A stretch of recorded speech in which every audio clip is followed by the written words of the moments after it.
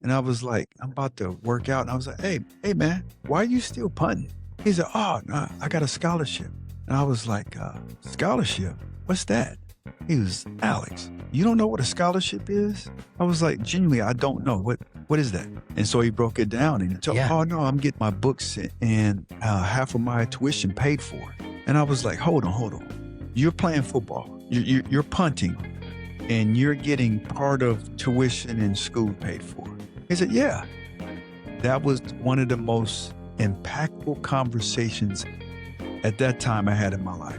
A light bulb goes off. And I was like, hold on. So when I watch college football, you telling me those guys, they have college paid for because they play football? Yeah, changed my life.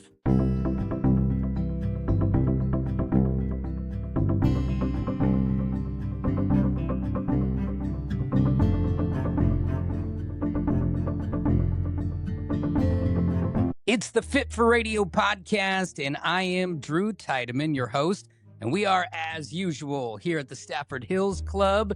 As I rolled in here this morning, got my gym bag packed away. After we're done with the interview, I'll be over there working on my mentals and my physical health, crushing it, and then maybe I'm going to go full-on dawn mode and hit up that steam room when I'm done. If you haven't been here, if you haven't seen all of the amenities, the amazing new weight room, check it out, staffordhills.com, and hit me up personally for half off your initiation. Today, I've got an amazing guest in the studio here with me, a guy who actually spent some time at a place I love very much, which is the University of Oregon, playing football for the Ducks, went on to the NFL, and then has redefined himself through multiple phases of his life, but so happy to have him in studio. It's Alex Molden. Welcome in. Drew, man, thank you so much for having me. I'm really excited for our conversation today. Yeah, it's great to sit down with you. I actually had multiple friends reach out to me. I actually meant to bring one up before we came on, but someone who spent some time with you over at Nike long before another mutual of my friend, one of my friends, got us together for coffee.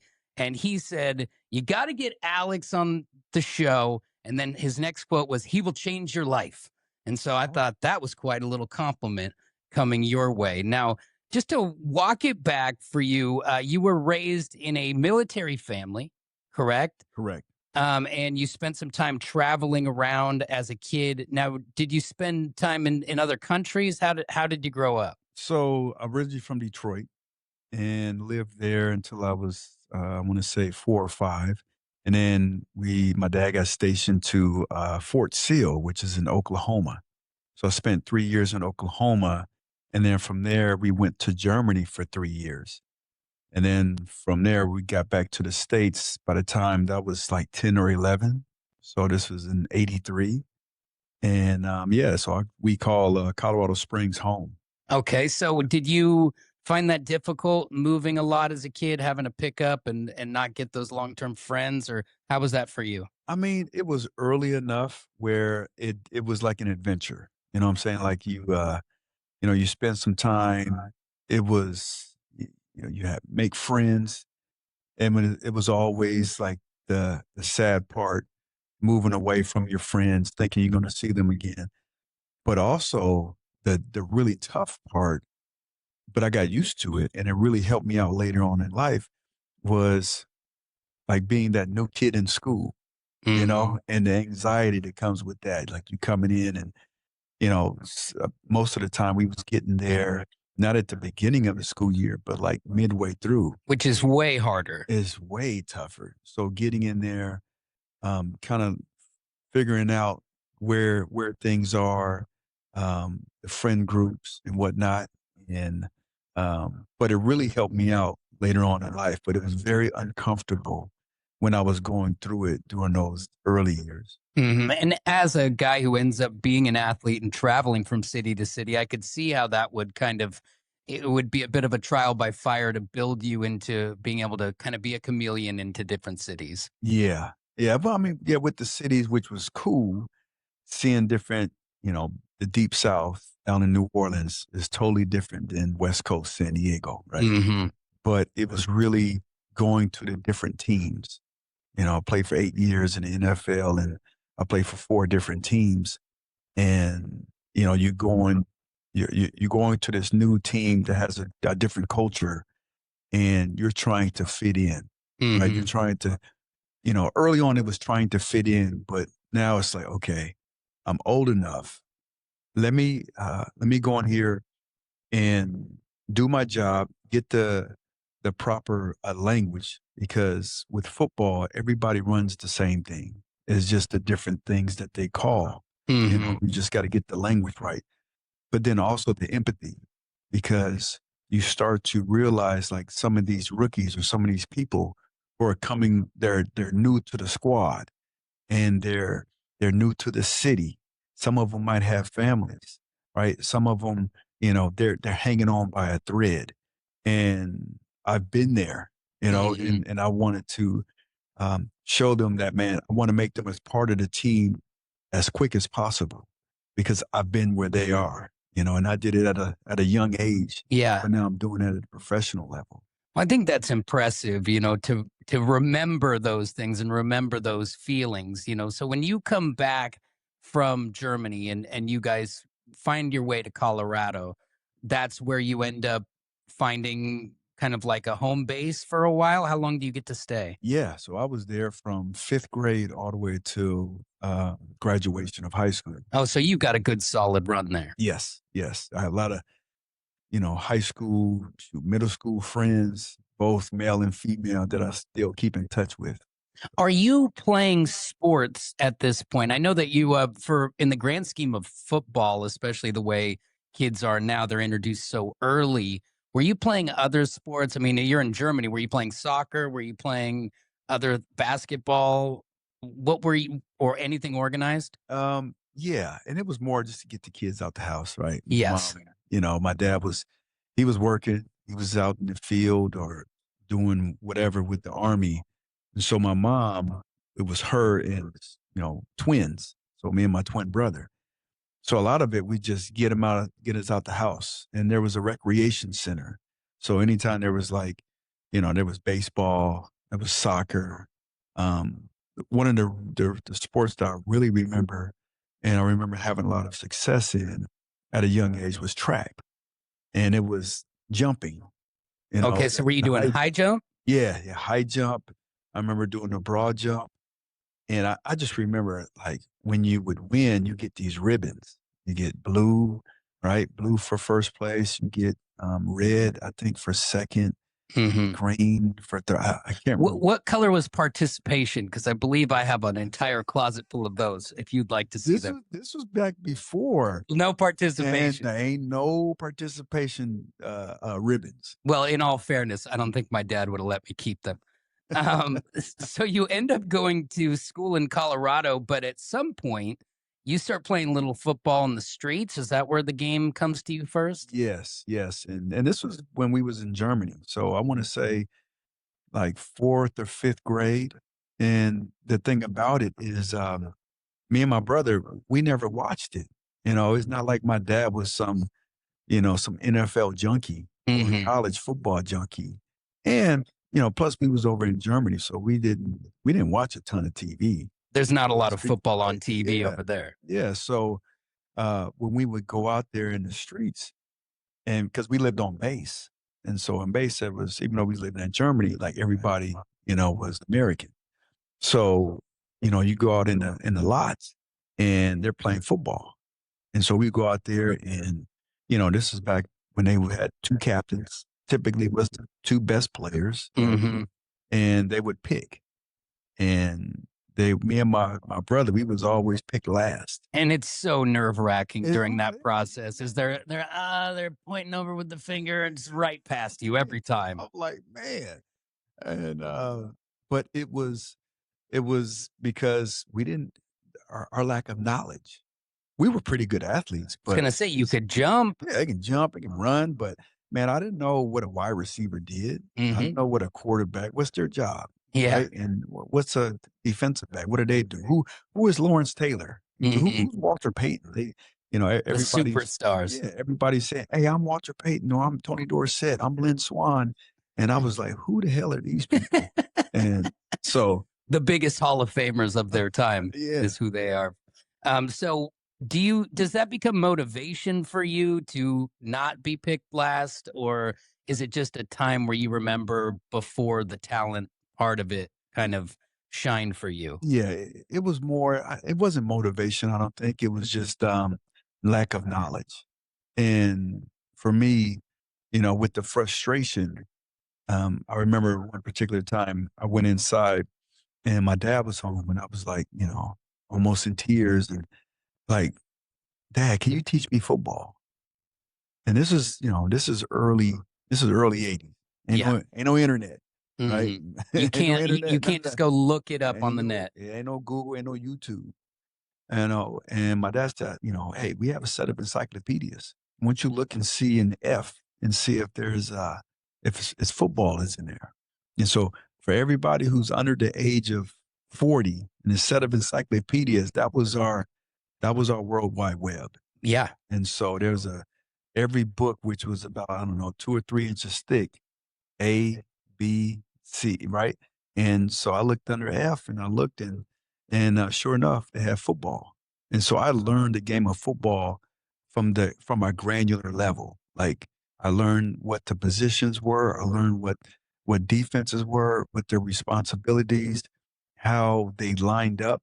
So I learned it like literally the game of football from an encyclopedia. That's amazing. Yeah, and I'm so thankful that I did because um, there's coaches that, you don't know how much knowledge they have, and they can be giving you something that's way over your head, and hmm you skip some of it's like this. It's like having a child and they go from being all wobbly, not being able to move, and then they're almost ready to crawl, but you skip crawling and you go right to walking. hmm And there's a lot of things that, neurologically, You skipped a part of the process. yeah, the connection part that, Yeah. that often comes. So, I'm very thankful that I did learn the game of football that way. And I'm from a time where we still had encyclopedias because I remember them coming door to door and Oh, sold a set there you go. to my parents. Yeah. Now you were definitely doing a better job of actually opening them. I think I was stacking them on the ground to reach a candy jar, but all that being said, it was a different time of learning. Now with YouTube and Chat GPT and all this stuff, it's just all instantaneous. And one thing about what you've got there, though, rather than YouTube, is it was basically the law of football or the down to its fundamentals, and not some guy ad libbing or not necessarily being correct. Or half the time you go to these search engines or these AI things, and they don't they like you said, they skip a step or they don't understand entirely what's going on. Yeah. So for you, as you're now in Colorado, at what point do you realize that you're no longer going to be the guy who's going to get picked last and that you actually have a knack for this? Mm, I think it really, it started at the Boys and Girls Club. Now, I wanted to play in 5th grade. I wanted to play in 6th grade. I wanted to play in 7th grade, but my parents wouldn't let me. And a big part of it was finance. Because it's expensive. Yeah, it was expensive. So, we didn't have $200 to go and, hmm for registration and cleats and whatnot. Matter of fact, I remember the first pair of cleats that I had, I got it from my dad's, when I was in 8th grade, my dad's friend had a pair from his old high school years. Now, the thing about it, they were like a size 14. And And what are you wearing at that point? I don't know, maybe Got 9, 9? Yeah, right? I'm at serious, most. man. It was like, eh, I had to wear 5 pairs of socks. I know that. And then I had to roll the front, I had long socks, so then I can be able to roll it back so it's more padding so it'll feel Okay. better Yeah, or fit better. And so, yeah, that was my first kinda that's amazing. go ahead at it. Well, I mean, if you can get good at a game in size 14 shoes when you're a 9, it's kind of like wearing a weighted vest, right? You know what? I never thought about it like that, but yeah, And once that comes off, you're just fleet of foot. yeah. So you in high school, are we talking freshman, sophomore year? When are you starting to get eyes on you? I want to say like really, really, I was good in 8th grade, and I didn't say this before, but what gave me confidence was I started lifting weights. I Mm. started lifting weights at the boys' club. This before they became the Boys and Girls Club. But in the boys' club, I started lifting weights maybe like in 6th or 7th grade. And And that's ahead of the curve. Most sixth graders aren't touching a weight. yeah, but it was because of relationship that I had with the rec director. He was such a cool cat. He was strong and big. And I was like, man, how do you I could be like that yeah, guy. how do you do that? Man, come on in here. And you start doing like pull-ups and push-ups and stuff like that. And man, I started to see after a long time, I started to see some of the fruit. And I was like, man, I like this. Hmm. And so that was one of the first deals is getting confident in something. And so I just kind of borrowed that confidence and put it into football. And, I my freshman year I played well, got moved up to varsity. Matter of fact, um, the when I got moved up, I was thinking, "Oh, I'm gonna play." And, in a playoff game, that's typically what happens, right? Yeah. You're freshman, you get Pulled moved up for up the to playoff. varsity. And I was like, "Oh, man." Man, I didn't know this until I got there at the game, but they called me up to be a ball boy. I thought I had my pads You're and ready to everything. rock.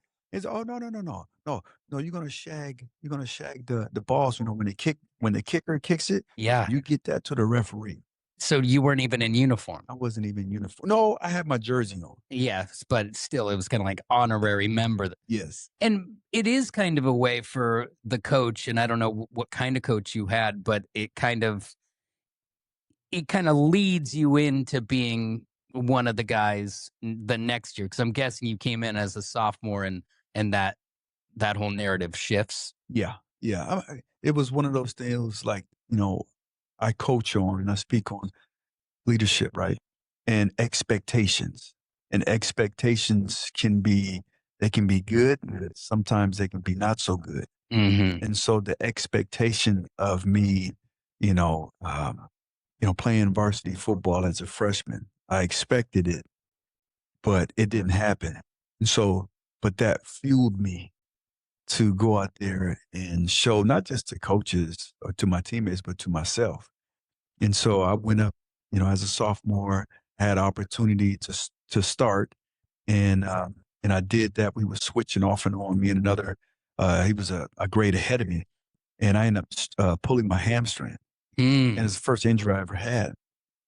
And I just remember, battling back from that, and I was relegated to JV. Okay. And so I remember, you're with varsity for half the year, and it's just a different. And then you kind of get sucked down into this different Yeah, B League type of a yes. thing. And I remember that was the first time I seriously, honestly thought about quitting football. I remember skipping practice. Which that is, I mean, and you're just a kid at this time who shouldn't be judged by it, but that's the kind of adversity, though, that you have to find a way to battle through. I mean, that's the kind of thing where, and you're a father and I'm a father, where my kid gets in the car at soccer and she's been put on the B team and the other girls are on the A team and she thinks it's unfair. And you can see they're just starting to go down a rabbit hole of, I'm going to quit. And Yeah. it's like, hey, take it easy, take it Yeah. easy. That's young blood feeling right there. Yeah. That's being in your emotions, Yes. and sometimes, you know, when you can be in your emotions, you just can't live there, Hmm. because you live there, then you start to believe a narrative that's not really true. Yeah. Acknowledge them. Don't wallow in them. Yes. Yeah. I think that's good advice. So you don't quit, right? You stay with the team. Do you have to finish your sophomore year with JV, or do you get brought back to your team? Yeah. I ended up getting brought back. Yeah. And played in uh, towards the back end of the season and then into the playoffs. Yeah. Okay. And so you get into the playoffs. Are you at a bigger school? How is this school at football? In Colorado Springs, we were one of the dominant teams. Okay, so you're in the action Yeah. every year. Yep, every year. Yeah. Okay. Now you guys get to the playoffs sophomore year. As you're cruising along, do you find more success than just getting to the playoffs? How does this team go deep in a state run, or how do you start to establish yourself? Because I mean, I know where you end up. You end up in college and the pros. So, so many high school football players, their story is just like yours right here. Like Mm. at sophomore year, we're right there. Most of us don't end up doing what you did. So where's the difference? Where does it change? I think for me, it changed when I found out what this vehicle could do, right? What when you really pour in your all and you really just, man, you put all your eggs in one basket. Hmm. And for me, it happened the summer before my junior year, right? So I'm out there training, right, during the summertime, and I'm about to do some wind sprints, and I see a uh, a former player who I played with. He was a senior. I was a sophomore, right? And we're out there. He was a punter, and so he's punting these balls, boom, just Banging away. yeah. And he was a good punter. And I was like, I'm about to work out, and I was like, hey, man, why are you still punting? He said, oh, no, I got a scholarship. I got a scholarship at Adams State. And I was like, scholarship? What's that? He was, Alex, you don't know what a scholarship is? I was like, genuinely, I don't know. What is that? And so he broke it down and he told, Yeah. oh no, I'm getting my books and half of my tuition paid for. And I was like, hold on. You're playing football. You're punting and you're getting part of tuition in school paid for. He said, yeah. That was one of the most impactful conversations at that time I had in my life. A light bulb goes off. And I was like, hold on. So when I watch college football and I'm watching Oklahoma and I'm watching USC and Notre Dame, you telling me those guys, they have college paid for because they play football? Yeah. Changed my life. Like Hmm. I was like that racehorse when they get those blinders. Yep. Now it's on. That's when I heard that, I started doing all type of research. And this is, like I said, pre websites and all that type of stuff. I started looking, uh, what was that? Sports Illustrated. Oh yeah. And I started like, okay, reading as much as I could about like, what are the benchmarks for these football players? And I remember, there was Tony Mandrich. He was an offensive lineman. Yeah. And he showed like the incredible bulk, right? How much he ate, how much he weighed, how strong he was, and all that. And I was like, okay, that's what I needed right there. Now, granted, this dude is 315 pounds, right? I can't do the same workout and move the same weight, but I was shooting for that. Yeah. I mean, your frame doesn't scream that we want you to run up into the 300s. I don't think Exactly. that's going to be ideal. But um, at some point, did you go through a growth spurt? Or were you always, kind of moving along the same size scale? Because you started lifting weights when you were a kid. And so you were already kind of building a bulk. Was there into that sophomore, junior time? Do you get bigger? Is it just about work ethic? I think it was just about work ethic. It's not like I was, Hey, you didn't have this monster like yeah, I moment. was, I was, I was long. I was probably the same height, right? About Hmm. 5'11". Um, but I was just skinny. I remember my freshman year, I was like 135 pounds. Hmm. I looked, man, my arms were long, long legs, short torso, built funny. You know Yeah. what I'm saying? And big hands. Um, but I didn't really grow a ton more. I started to pack on weight and build more muscle. Yeah. And, you know, I wasn't technically a pretty runner. I was fast, but that was just because my mama's genes, you know. Yeah. It was all, you were always going to be fast. And, I will point out that you should call the people over at Wikipedia. They're robbing you of an inch and a half. They've got you at 5'9.5" on No, Wikipedia. that's some bull. I'm gonna tell you what. They got you at 5'9.5", and I'm like, I met this guy. I stood next to him. There's no way he's 5'9" and a That half. lets you know that you can't believe everything you see or read or hear on the internet. That's 100% true. It's the Fit for Radio podcast, and it's brought to you by the Stafford Hills Club.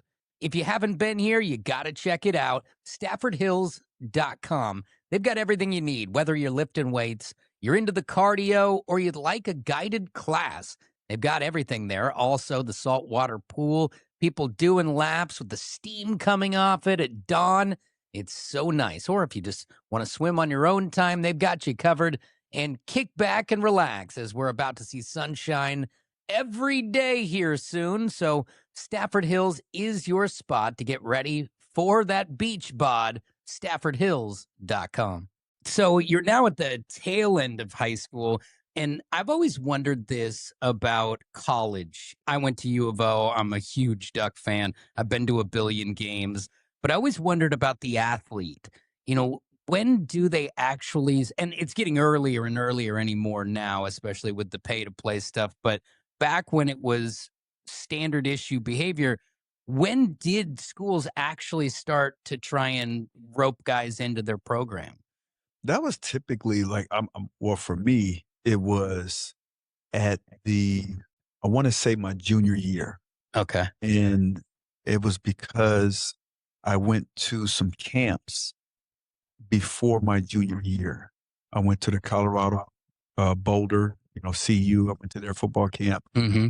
And then I also went to another, it was a camp. Yeah, I just, it gave me a chance to compete. And Colorado was the juggernaut back then because Back then, yes. 90 and 92, they've got title contender teams. And I believe they won one there. They won it 90. 90 maybe. 90, yeah. Yeah, and so there's no better place to go to football camp in 1990-ish than Colorado. Yes. So that that puts you on somebody's radar, right? Well, it was really they knew about me. CU did, but nobody else. And so that year, my junior, I had a stellar year. Like I balled out. I went bananas. Nice. And at the end of the year, I was, or I want to say, beginning of my senior year, I was a preseason All-American. So, and that changes the eyeballs as well. That changed the eyeballs, yeah. Because I didn't do anything as a sophomore. I barely played.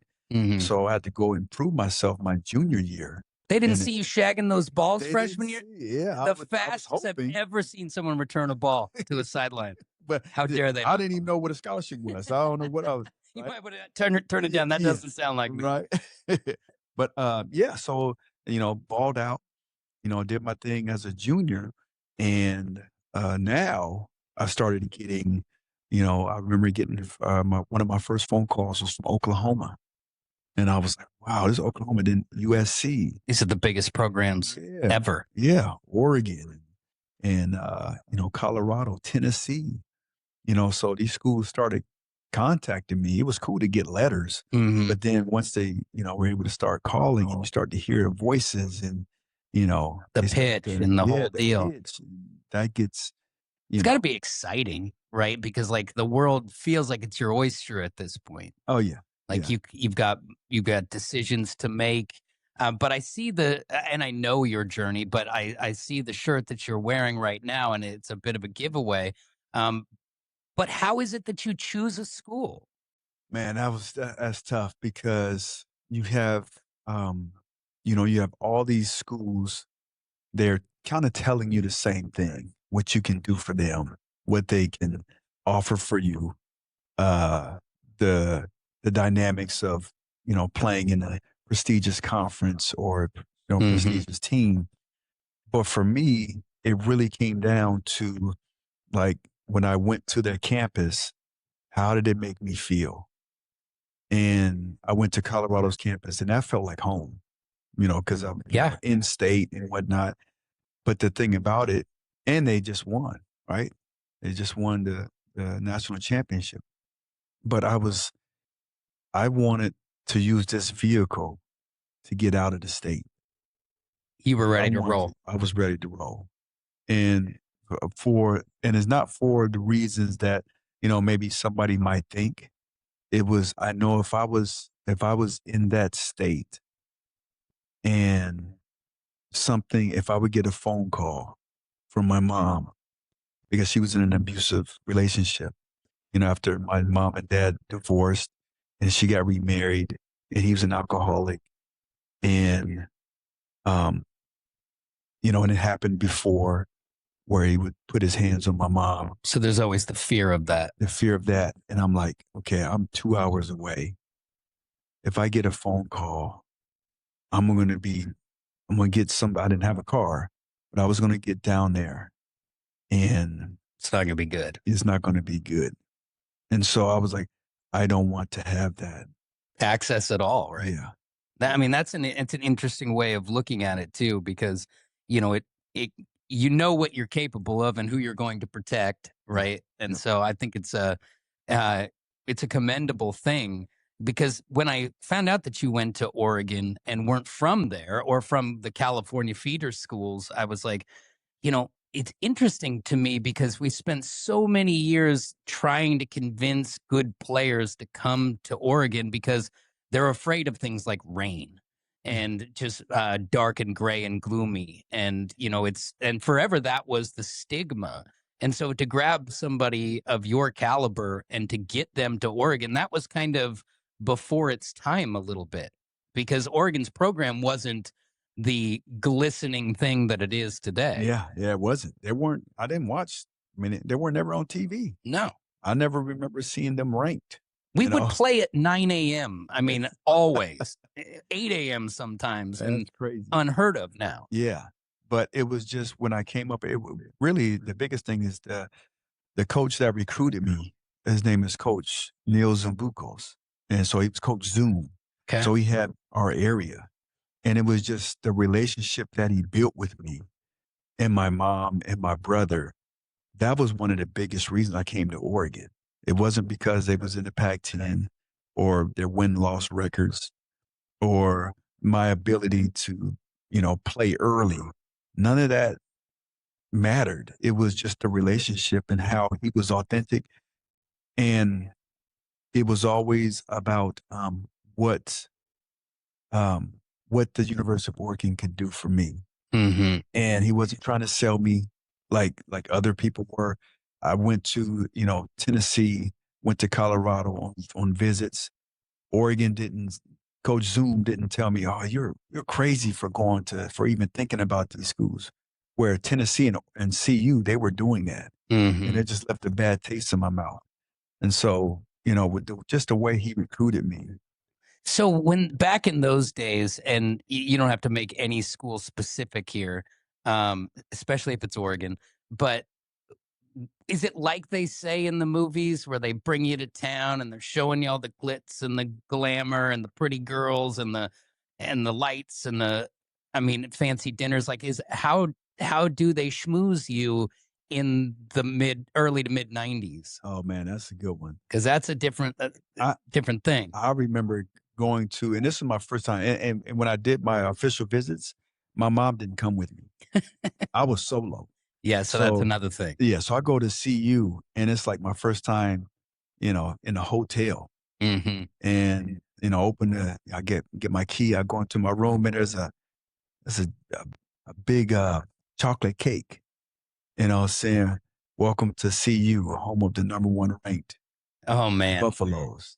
And then they take you around and, you the best thing. yeah, you're just on cloud nine as you're there. Cloud nine, yeah. Which it's got to be tough to decipher between the schools when they're showing you the cream of the crop, the top of the top. Like that's not your day to day. There's not always going to be a cake on your dorm room bed. Yeah, exactly. They're schmoozing you to get you in. Oh, yes. I went to Tennessee and 101 103,000 seat stadium, and I Yeah. go in there, and on my name on the big screen, you know, Wow. number one, Alex Molden, number one from Colorado Springs, Colorado. It's hard not to sign right then, And I'm like, because they've got you all oh the, yeah, I get lost in the moment a little bit. Like, where's the pen? yeah, and that's what happens. That's what happens. Like going through it, with my sons, and Yeah. they, there's a big win, or they have something, whatever. Some of them watch a highlight, Hmm. and they like, man, I'm ready to sign. It's like, Yeah. whoa, whoa, whoa. And even at Oregon now, you see these guys, they go and visit. And when they sign with the Ducks, they've got so much gear. Like, and it's the greatest gear in the world is at Oregon. And they have done an amazing job of making the kids feel like, Yeah, they're special in all that gear. yeah, So it's hard to say, okay, I need to go home and talk to my mom about it. yeah, yeah. Right. It really is. It's like, I tell my sons who have gone through this journey with Yeah. recruitment. It's like, okay, don't make decisions just based off of how you feel. Cause, I can feel good. I can feel great. Like today, the sun is out, I feel like lifting weights. There's going to be other days where it's gloomy and I don't feel all that great, Hmm. but I still got to go lift weights. You know what I'm saying? So don't hang your hat on a single moment. Don't hang your hat on a single moment or a single feeling. What are your big boulders, your rocks that you want why are you going to make a decision? Is it based off of A, B, and C, Hmm. or is it just based off of feeling? And it's like, man, feelings are fleeting. You make it off of foundations. So when you finally decide I'm going to do Oregon and you are going to move across the country to this place that you don't know anyone, right? Yeah, You're just you and your recruiting class coming in yep, and you're just going to do it like that. Now, I don't know what the layout was then. Did the players all still live in the University Inn? yep, UI. The giant concrete. It looks like a prison on the outside, but it's It kind of does. nice It is. inside. Yeah. Yeah, all the freshmen. Yeah, all the Hmm. freshmen went there. It was so all of the young football players would be there, and so when I went to school there, I first time I had a friend who had a room there, and so I was like, well, they even allow riffraff like us in here, and I walked in, and I'm still a pretty little guy, but I was a very little guy coming into college. And I remember I turned the corner and there were a couple, they looked like linemen. They could have been DBs who came around the corner and they were the biggest humans. And I'm like, oh, wow, this is football, the football in, it's the Oh university in, yeah. but this is football in right here. So that was your first spot staying there. Yes. Yep. Um, so how did you like it? Did you feel like you had made the right decision straight away? Were you homesick? How did you feel as you got there? Man, I felt at home. I got there early. So I was ready to leave Colorado Springs. Yeah, you were done. I was done. So, now they do the early enrollees, like Hmm. right around now Yep. or late January. Well, back in my day, like early was July. So I went there after July 4th and I ended up getting a job. One of the coaches and alumni, they gave me a job where I was washing cars, doing, moving steel, right? That's such a different time now too. Yeah. Like now you don't hear about these high level players getting a job at a steel factory or Yeah. whatever Yeah. you're doing. I mean, you're having to grind for your dream. I was the only one, yeah, and I needed that money to pay for the rent because I was there like 6 weeks early before any other freshman, but the advantage that it gave me to getting acclimated to Eugene, getting acclimated to, the team, the weight room, how they do things, the expectations, the playbook, and so, yeah, by the time the other freshmen came in, I was 6 weeks ahead of them. And Rich Brooks is still your Yeah. your Yep. coach at this time. Yep. And do you interact much with the head coach when you're a young player? How often do you actually talk with the big dogs, or is it all position coaches and kind of out into your own section of players? Yeah. It was I want to say 90% my position. And actually, it was the majority of my time was with the strength and conditioning coach. And then it was my DB coach, and who was also the defense coordinator. And then the head coach, but very little interaction, especially one-on-one with the head coach. So you, during your time there, you do run into some adversity. But before we get to that, at what point do you start to see the field as a duck? You know, because a lot of people, it takes a few years to even get on the field. Yeah, I think, well, for me, like I knew I had to redshirt because Oh, I so you was, did redshirt your oh yeah, first year. I redshirt. It was no doubt because then that was my plan. Because when I looked at the depth chart, it was when I was going to be a freshman, a true freshman, there was two starting seniors. And so I was like, I'm not going to come in as a freshman. Hell, And take their I spot. played strong safety in high school. I don't know what the hell a cornerback does. And so I knew there would be a learning curve. And Smart. so the expectation, right, was for me to come in. I know I'm not going to be able to take any of these guys' jobs. Let me sit, watch, learn, ask questions. And then by the next year, I should be ready to go. And for me, it was like the biggest thing um, came after that first year, after the 91 season, at the beginning of 92, during the spring practices, right? Spring ball. And so now I'm like, okay, now here's where I'm going to make my presence known. And so the first meeting, was all great. And then you look at the depth chart. I looked at the depth chart. I was like, hold on. This must be wrong. Who put this together? Right here it says that I'm fourth. Uh-oh. I'm fourth That's on the way depth down chart. there.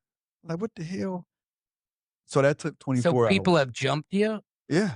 New people or people who they just Just assumed were better? just some older guys. Okay. So the seniority was Seniority. was Now, uprooting he's your like, man, come on. Y'all don't know. Y'all don't see that I'm better than. I said, okay.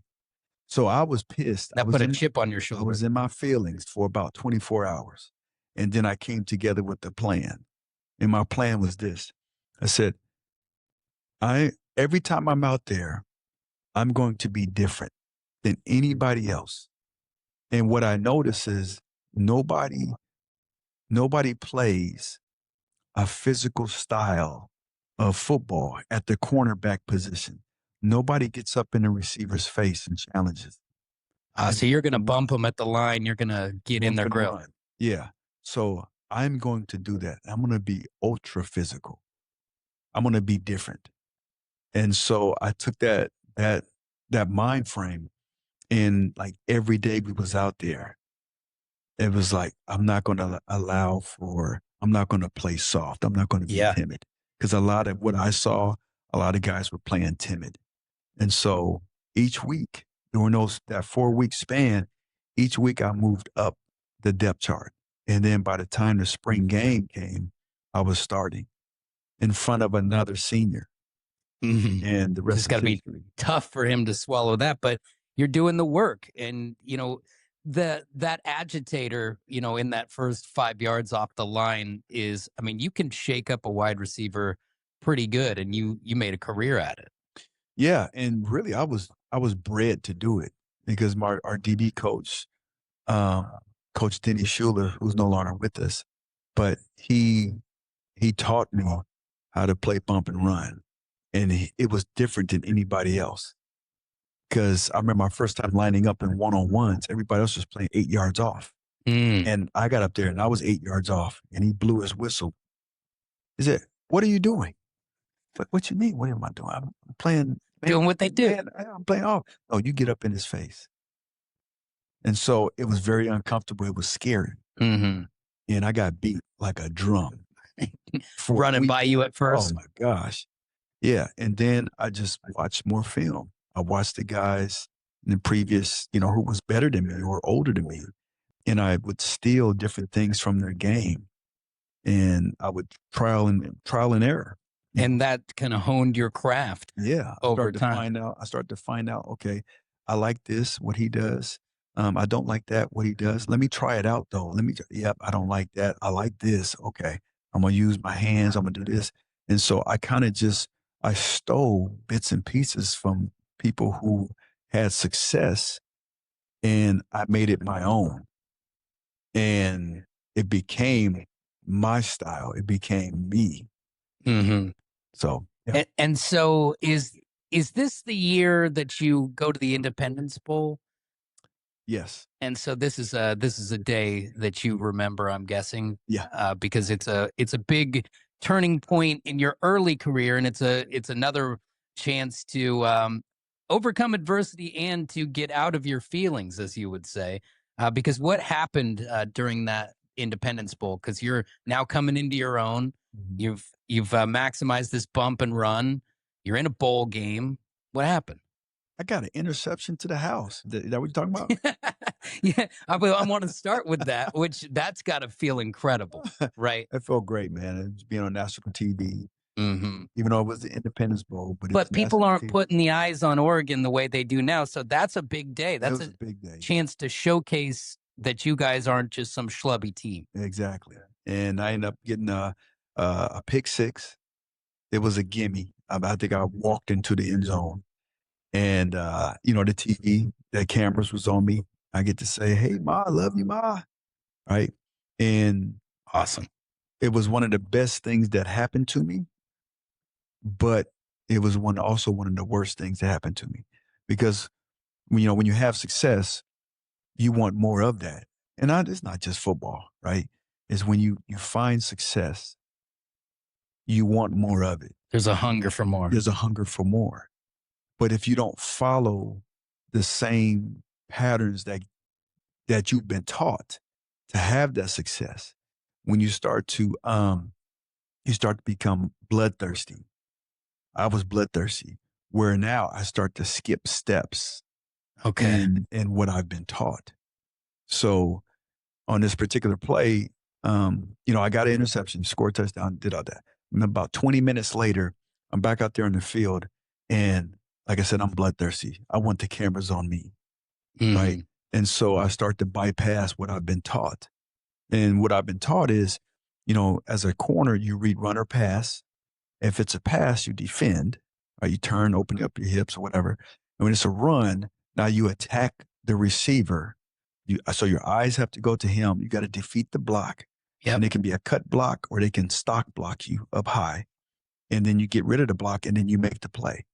And so when this happened, I read run or pass, and I want to make the play. So I skipped the part where I'm supposed to protect myself and, defend the block and You tried whatnot. to go straight at I it. tried to go straight. I didn't even look at the receiver. Oh, And then he chop blocked me and blew out my knee. pretty catastrophic too, Yeah, right? ACL, MCL, partially torn PCL. Oh, And so that happens, and I'm thinking my football career is over. because this is an injury that my wife sustained at a Christmas party once. A lady jumped on her ACL, MCL meniscus tear, so not Ooh, the that's PCL. yeah. It destroyed her knee, and to this day, it's a snap, crackle, pop every time she works out. Like, it's gross, actually. It's like, I'm like, we got to get you back in. But it was so bad that I had to carry her to a taxi. We had to have the surgery twice. Like, what you're talking about is not like, oh, okay, I just need a little fix up here. Like, that's a pretty big injury. Yeah. Yeah, it was pretty big. And so I was scared to death. And you know, being in the hospital and for a couple of days. So you stayed multiple nights in the Yeah, hospital. it's not like how it is now. Yeah, but now they're like, honestly, get out of here. Yeah, for sure. Yeah. but going through that, in hindsight, it was one of the best things that ever happened to me. And I get emotional about it because it was one of those things that um, when something's taken away from you, something that you've nurtured, that you love, and the thought of you not doing it again or not doing it at a high level is very scary. And at this point in your life, this has become your identity, right? I mean, you are a star football player. That's who you are. Yeah. And, it's the same thing in my career or whatever. When something's taken away, you're like, whoa, I'm still that guy, but is everything going to be the same? Is everyone going to see me the same? Do I get to go back? Do I get to try this again? Like, I would be truly afraid. Yeah. Yeah. It was devastating. And I want to get into how you get back from that. You're listening to the Fit for Radio podcast. And of course, it's brought to you by the Stafford Hills Club, which is everything you need in a workout facility. It's also a place to make friends and build a family here as you are stronger, smarter, and just more mobile together at Stafford Hills. A beautiful kids club that you can trust with your kids. I do it myself while I work out, and it's peace of mind the whole time. Also, get here and get that membership lined up before the summer months hit and you're out there tanning those buns by the pool, enjoying the grill and so much more. They've got you dialed in at Stafford Hills. Check out all of the amenities for you at staffordhills.com. Because as you're laying there in that bed or you're in the hospital for multiple days, you don't know if you're going to be able to recover from it. How does that work? Because I know that now, actually, where my wife had her knee fixed is the same place they fixed the ducks. It's right down the street. Mm. Slocum, it's called. So, is that back then? Is that a thing where the university takes you under their wing and puts you through a rehab process to try and bring you back? Yes. Yep. Yep. Everything was, with the doctor, Dr. Singer. And, yeah, once I get in there, I get back to the facilities and we start rehab. And that's like, it's a job. Mm-hmm. Every day I was in the rehab center, like 5 days, 5 out of 7 days. And it's more than physical; it's mental. Oh, a huge part of it is mental. Because I mean, when the leg isn't working right, or it's not extending all the way, it's so easy to be like, "Woe is me." Oh, for sure. Yeah, and I would have good days and bad days. Mm-hmm. But in the beginning, it was very tough. It was and not just the pain of it, but it's the monotony, Yep. doing the same thing. But then really understanding, Alex, we're doing this to bring you back so you're better, not just at the same. We're not shooting for you to be at the same. You're going to be better. But to be better, you have to learn the mechanics. You have to learn, like, we're going to teach you how to move better, how to run, Yeah. right? And it's not just, okay, you run like this. No, it's how I coach my clients now at the foundation. So, and if you're going to start at the foundation, it's slow because you're trying to groove a movement pattern. You're trying to reset like your nervous system to be able to do things efficiently. And so you have to start slow. Yeah. And so before I could run, I had to walk. Before I can skip, I had to march. And so I learned how to do it, with my arms, with my legs, the proper mechanics of running, right? Mhm. So it starts with walking. And I was thrilled to be able to walk, even though it was in a 10-yard frame, going forward and backwards. It was great the first day. 2 weeks into that, I'm like, come on, man. What's the next level? I'm ready. Yeah. No, you're not. So Baby steps. yep. So 2 to 3 weeks, we just working on walking. Then, okay, Alex, you get to march. I was like, hallelujah. I get to march. Okay. So on March, do that for 2 to 3 weeks. Okay, Alex, now you get to skip. This is beautiful. Whoa, I feel so much better. And then next thing you know, I'm running. That's awesome. Yeah. How long is the process from injury to where you're cleared for football activity? Shoot. The Independence Bowl's got to be right around New Year's. Yeah, New Year's. I had my surgery right after. I think January. I want to say mid-January is when I probably had surgery, and I started week 1, which was September 1st. All the way back by week 1. Yes. Impressive. So not even 9 months. not Wow. even 9 months, but I wasn't the same Alex. I wasn't 100% because I was dealing with tendonitis because that was back when they would take a third of your patella tendon. Mm-hmm. And so I'm dealing with, tendonitis. I got this big clunky brace on. So I was a Kind of shadow. half Alex at this point. Yeah, But which you're was, able to start, so you've rallied back to that yes, I was better than, than the than the guys. second guy. Yes. And I didn't want to be that. I want to, take my time to heal it, but I was better than the guys behind me. So And you were well on your way to before the injury. I mean, pick six, and you're like you said, you've got this bloodthirst to crush and to be in the spotlight. Like you felt like you were ready before the injury. So those frustrations of coming back on the field and not being as fast or as jumpy as you were before must have been a thing to kind of like. Were you able to compartmentalize that and say this is all temporary, or were you stuck in your feelings at that point? no, I would just, give myself a pass. Like this is not me, but how do I make myself me and get faster? If I can't do it physically, I have to do it mentally. So that got me into being a better watcher of film. Like that year grew my football IQ tremendously.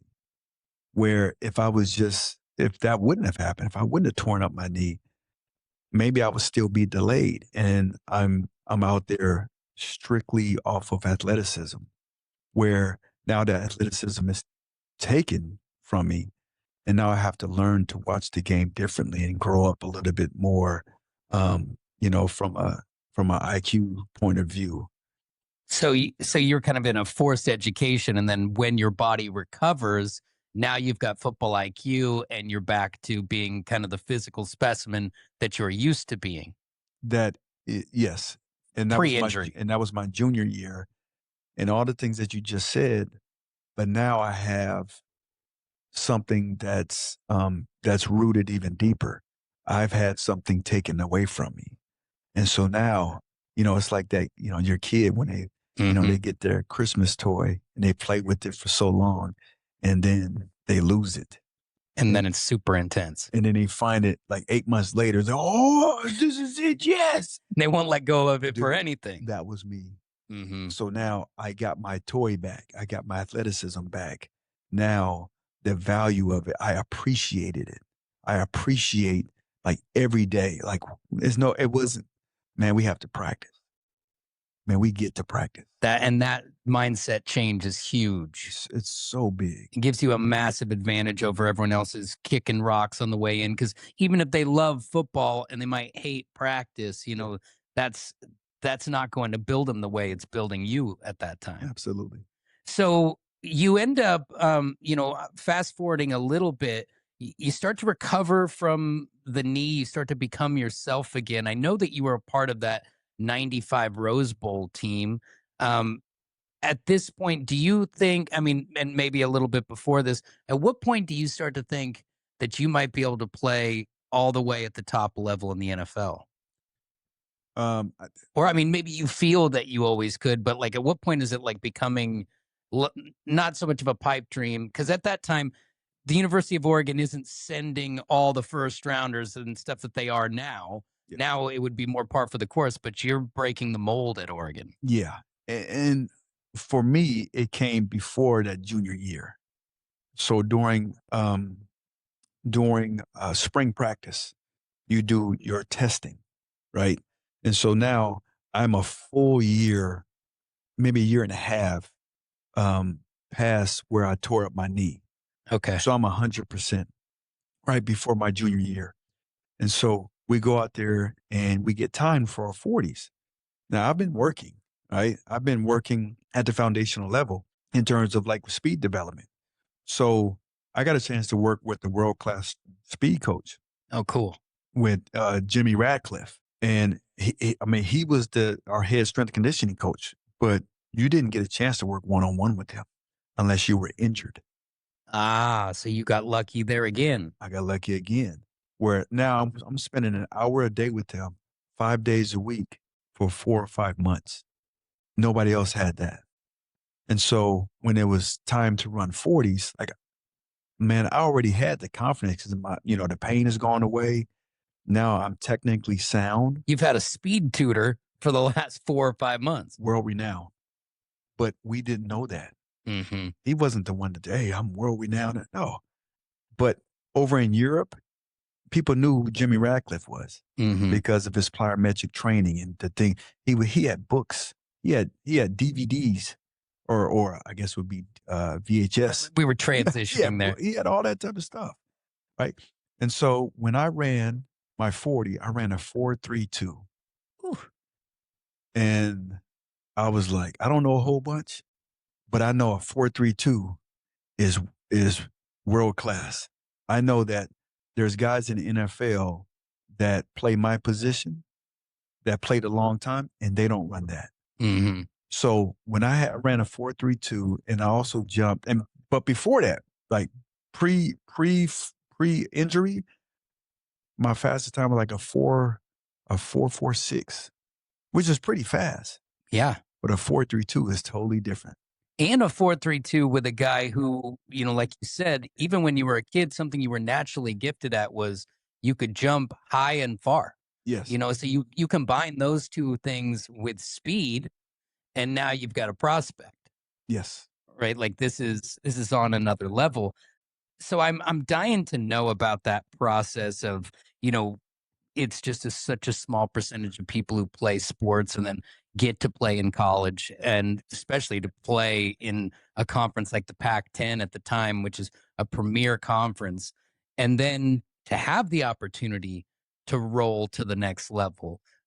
When you're rounding out your career, there is the 95 Rose Bowl. Is that your final year, No. or you play another year Yeah, after? I thought about leaving after my junior year, and I won't say the numbers, but the information came back that I was like a third round draft pick at the time, and I was like, that's BS. I don't believe that. You felt that you were a I higher was like, I'm better pick. than that. Yeah. I said, but I'm not gonna. I'll believe you. I'll sit back and I'll play my senior year, Hmm. and I did that. Um, had a great senior year. Battled through some injuries, Yeah. some stuff, but I ended up coming back and towards the back end of because I missed 1 or 2 games and ended up playing in our bowl game against Colorado. Oh, wow. What a Yeah, full circle right. moment. Yeah, but It's they had the amazing. best receiver corps in the country, and I played really well. Nice. And so that coming back and just proving myself. And I wanted to be the best at my position. Hmm. And turns out I was. And yeah, I'm very thankful that I didn't let my ego jump ahead Yeah. and say, hey, let me leave after my junior year before I was developed. Because you're showing the discipline there, because in this day and age, with the landscape that we see and the pay to play, legal pay to play, which is now, it would be different. They would just cut you a check to come back if they wanted you to come back, and that would be fine. And I would love to ask you more questions about that part, the old way versus the new way later. But you hang in there and tell me if these stats are incorrect. But your junior year, you're all Pac-10, and then your senior year, you're all Pac-10 and you're an All-American. And so now what you said is correct, that, I'm not a third rounder. I'm a higher pick than that. And so when you get all American, when you declare, well, you're going to the draft anyway, do you have an idea of where you're going? Is there a nervous anticipation? Is it a chance that you could get something like you would see with a Shador Sanders where they roll 6 rounds down and all of a sudden all your money's gone? Like, there has to be all the feelings going on, or are you confident? I was pretty confident, based off of what I put on tape. And on top of that, my The testing. athleticism. Yeah, the athleticism. Um, I knew I would be the first corner. I don't know about DB, but corner That's off pretty the big. board. And that year was one of the best, draft years. I think it's in the top 10. That was Keyshawn Johnson went first. We had Jonathan Ogden. You had Ray Lewis. Wow. You That's had some names. Terrell Owens, he went in the fourth or fifth round. Um, Brian Dawkins went that year. So what my agent told me, hey, it can go anywhere between 5 and 20 in the first round.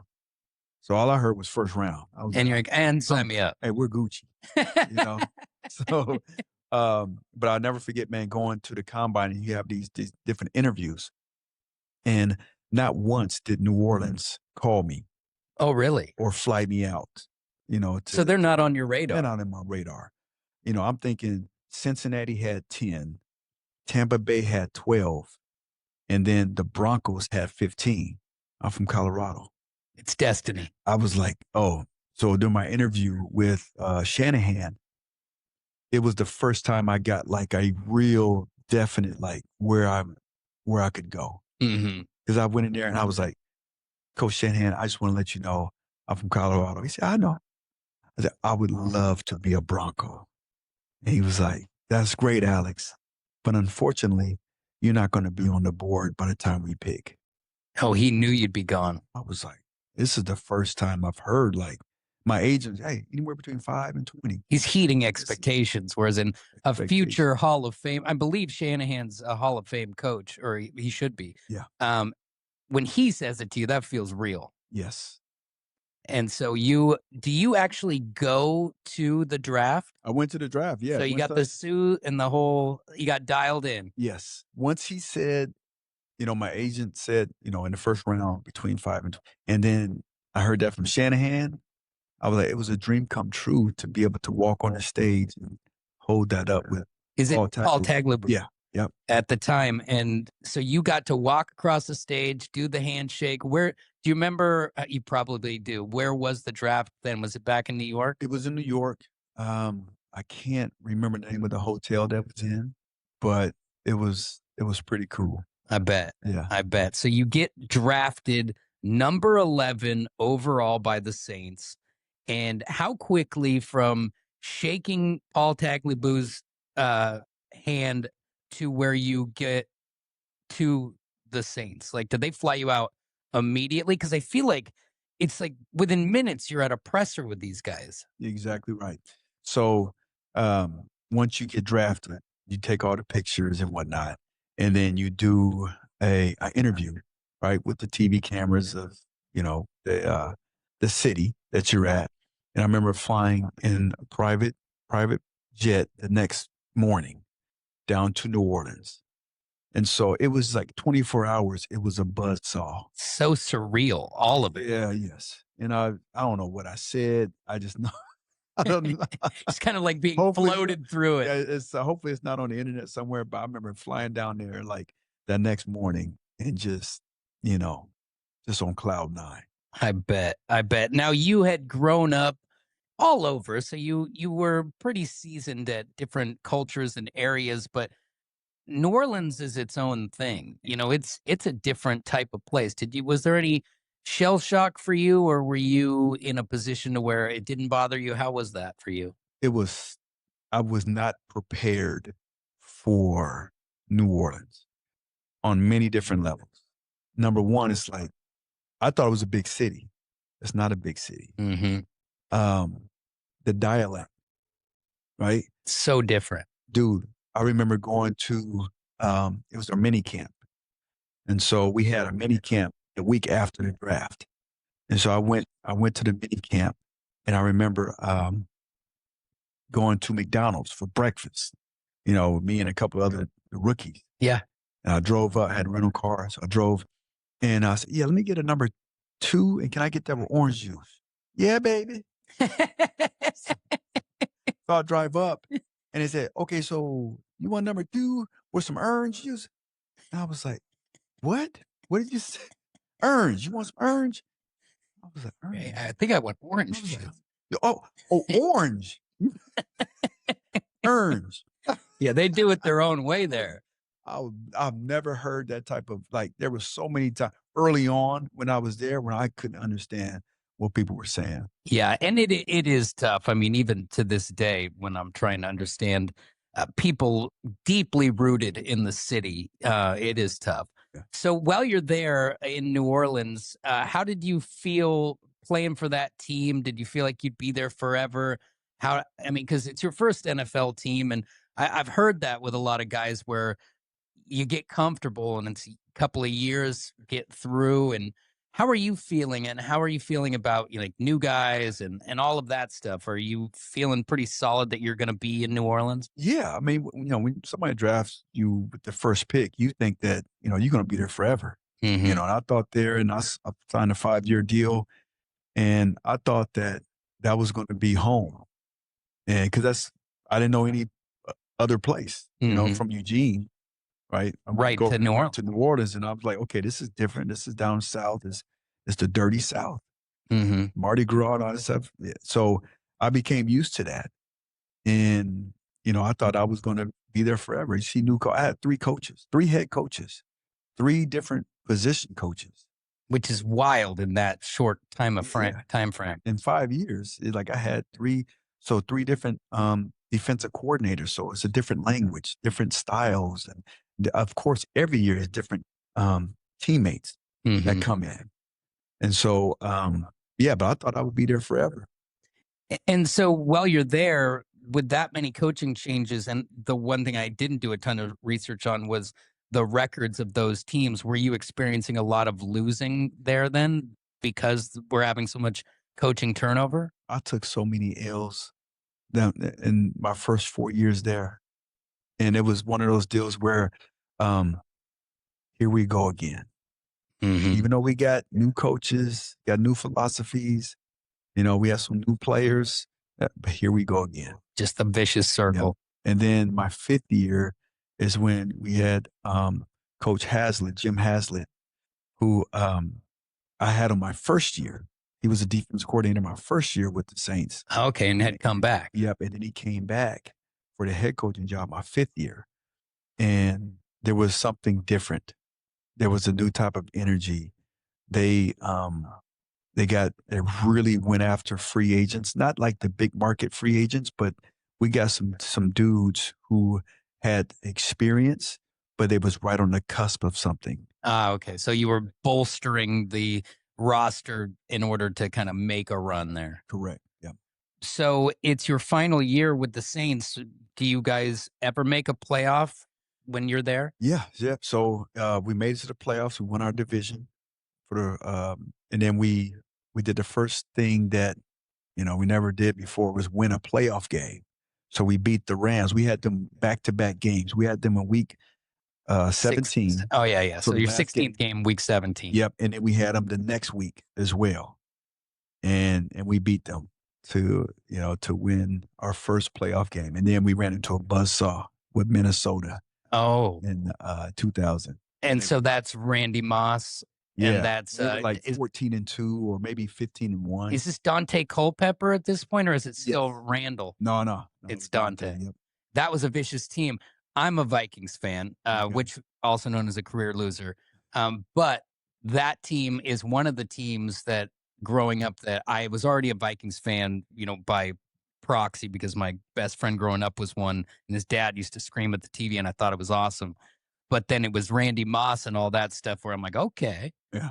And Chris Carter and the whole deal. Yeah. So you're up against a buzzsaw there. That's a superstar team. And if I remember correctly, that team is on the verge and it collapsed, but it was on the verge of making a Super Bowl that year. Yeah, they lost to the Giants. I think that field goal kicker who was like I think he only missed one. Mm-hmm.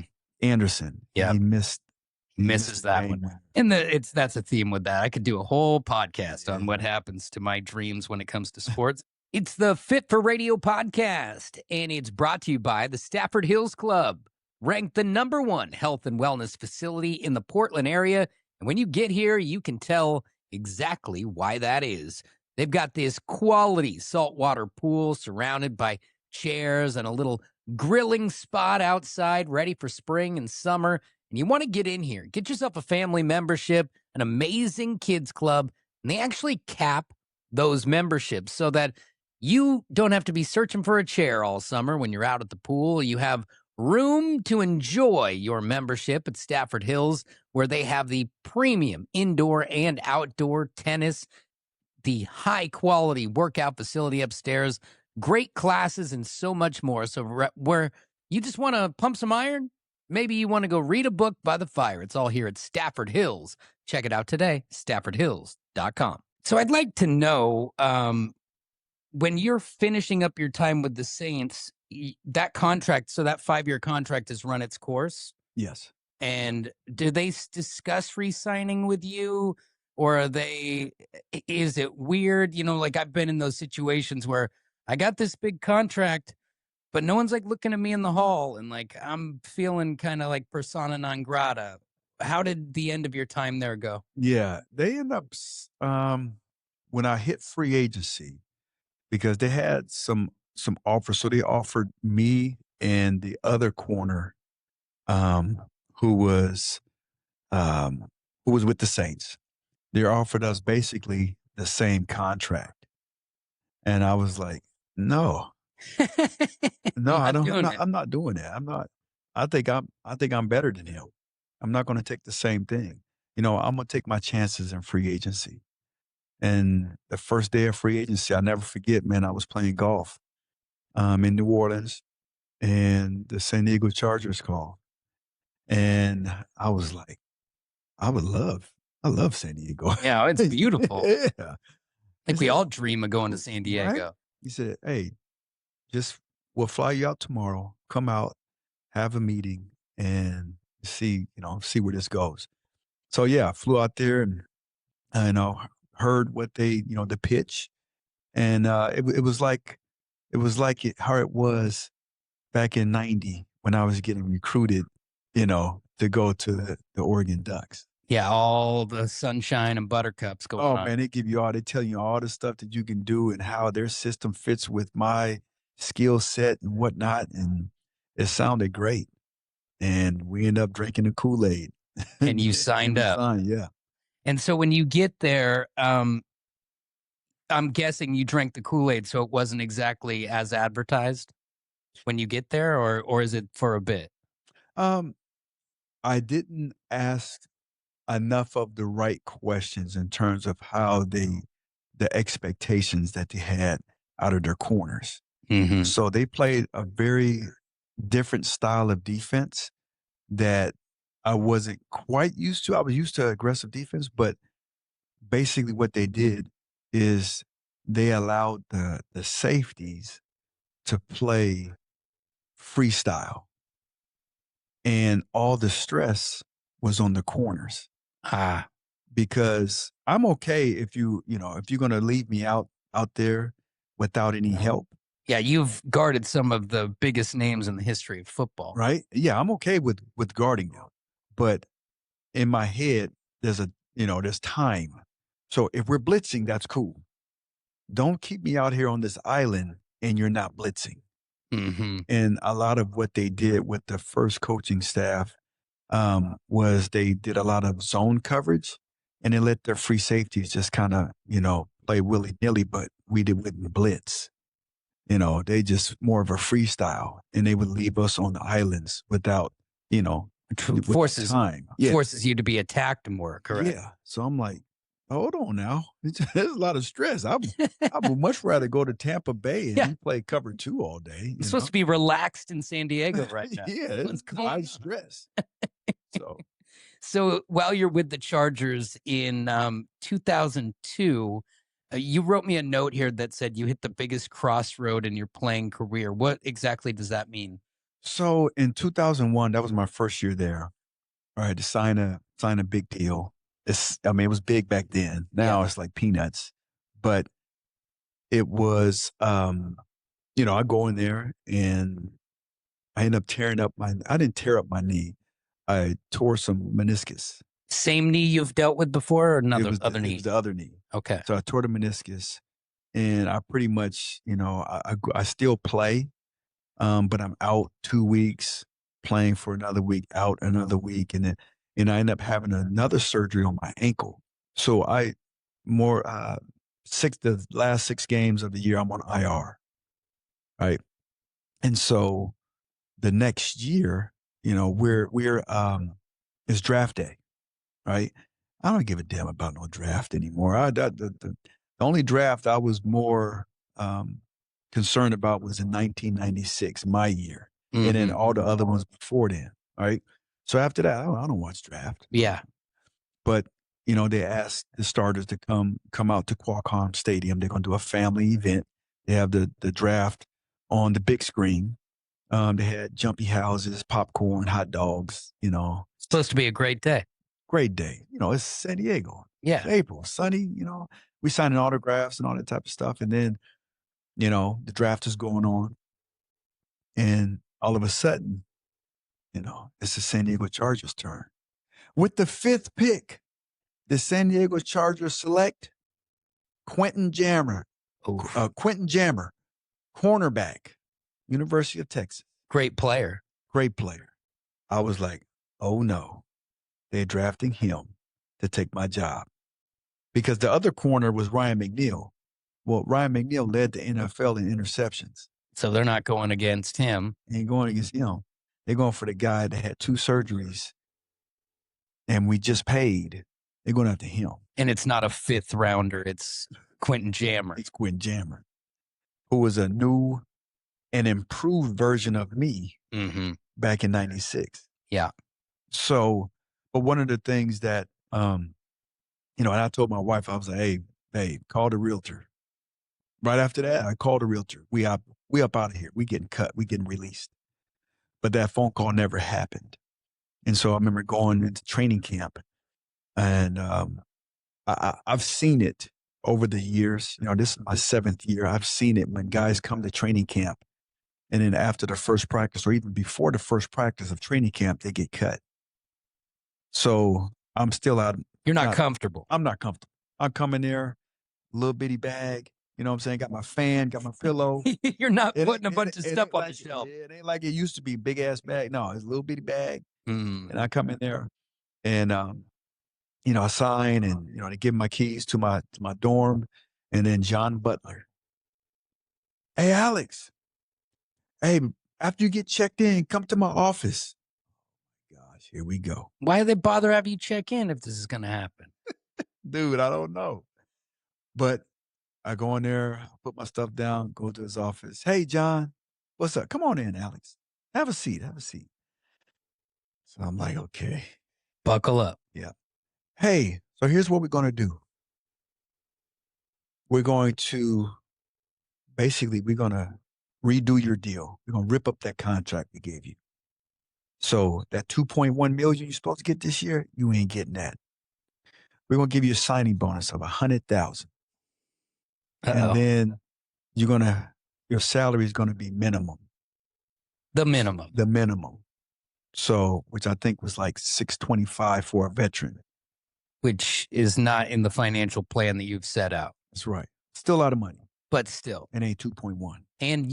And what for people who are listening to this that don't understand, you also are having a pro athlete makes their money in a hyper-focused number of years. Whereas someone who has a 30 or 40-year career, sure, you can make a certain amount of money every year, but not all the money, but the vast majority of your money comes from these finite number of years. So you should be concerned about the difference between 2 million and 600,000 because that's your nest egg. Absolutely.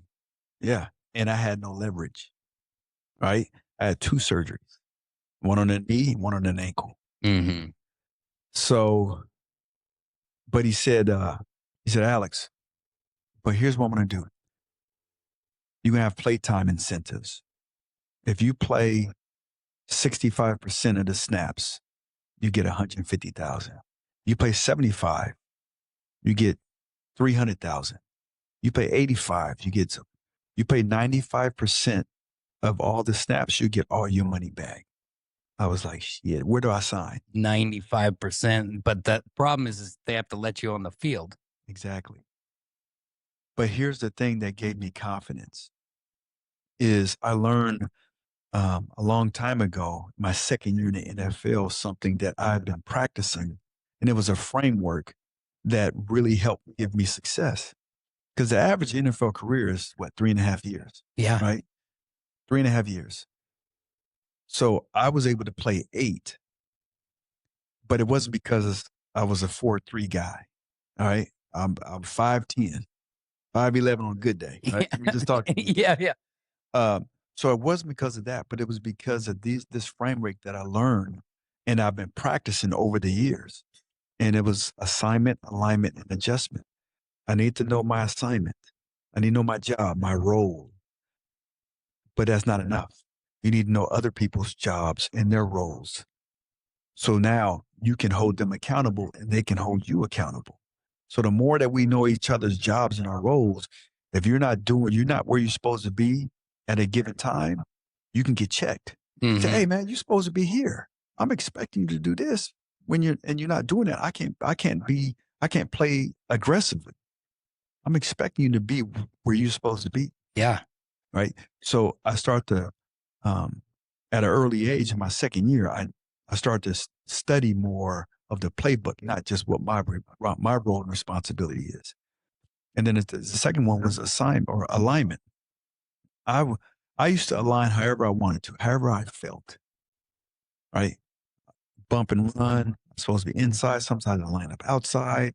I'm supposed to be at 8 yards off when I'm really supposed to be at 7. So I started to hone in and focus and practice these things on a daily basis after my second year Hmm. or after my first year. And the third thing was adjustment. Like I need to be ready for the adjustments. Like um, it's not peewee. They don't just hike the ball. Yeah, you There's got a, to have there's a a, plan. yeah, there's a motion. There's a shift. There's an audible. You need to be ready for the adjustments as they come. You can't be behind. Well, I've been working on these things for this many years, and I knew that was a foundation that Quentin Jammer didn't have. Hmm. Yes, he had the bells and whistles. He was fast, big, strong. He had all the ability, but he didn't have the knowledge that I had. Yeah. And I ended up just honing in on those things, and I had my best year. Stat wise, I had my best year, Nice. and I played 95% of the snaps. I did not come off that damn field. You got the 95. I got all my money back. Yeah. Yes, sir. That's incredible. It teaches you quite a bit about perseverance and overcoming adversity, right? Because, people could get right back into the woe is me moments and you could have just slipped Yeah. right down the list. It would be easy for me to get into my feelings and Hmm. then start to, you know, cuss out my coach and, the GM. And then you start And being the this, toxic guy and yep. nobody wants to be around the toxic guy, Correct. especially with a couple of injuries. So you Yes. kind of had to, You have to think. yeah. Yep. And so, how does it round out? Because when I was researching you and those early 2000s, that's where I remember seeing you on the field, is in that Chargers uniform. But your career itself is, you don't realize it at the time, but is past the mid-level. You're starting to get on the back end of your career. While you're there, you've recovered from these injuries and you've proved them wrong and played those 95% of the snaps and you've had your best year.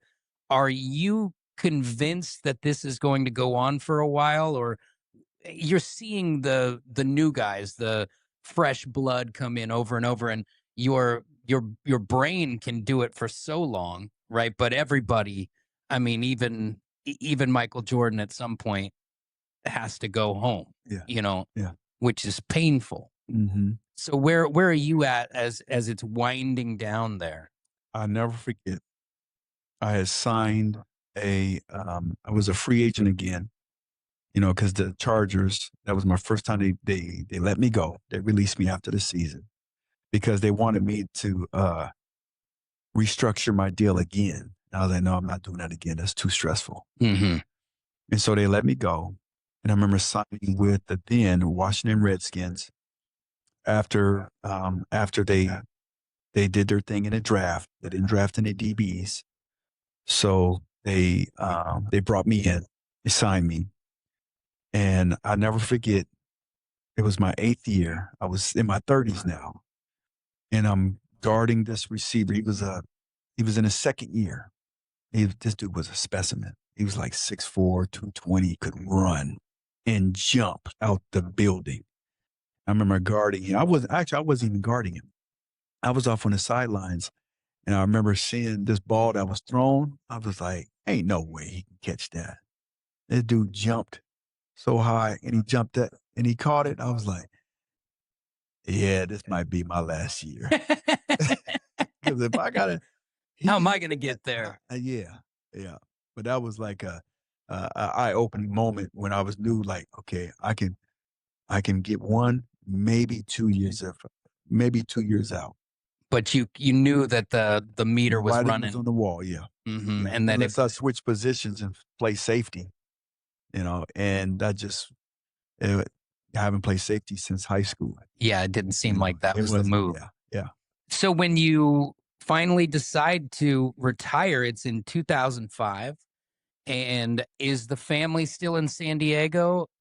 Because you've played for another team, but I'm guessing, did you go out and take care of that yourself? Yeah, so I got cut from the Washington Redskins on the last cut, and my family just moved out like a day before, and we thought it was safe. So, but it wasn't safe. So she said, "Okay, we're going back to San Diego. Good luck wherever you go." hmm The next day after that, I went to Detroit, and so I signed a contract with Detroit, but they went back to San Diego. Which is kind of strange too, because you were born in Detroit. You're like, Nice. well, that could be exciting. Yeah, it was really cool. I got a chance to spend a lot of time with my Grammy and Nice. uncle. Yeah, And they probably all wanted you to be a Lion at some point. yeah, yeah. So how did that end there? Not well. I played. Unceremonious. Yeah, it wasn't because I was the last one in. Right, they brought me in after the first game, Okay. and so I was there. They had a rash of injuries, and what typically happens is the last one in is the first one out. Yeah. Because they got to bring in other guys because they could put guys on IR so yeah, I was up out of there.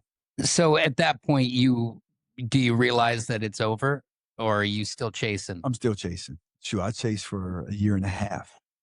And are you going to training camps, or are you just I putting your wish. feelers out, I like wish. I'm calling hoping your for. agent? I'm hoping for workouts. Just At give me that a point, chance. yeah, just give me a chance. Come in on Tuesday.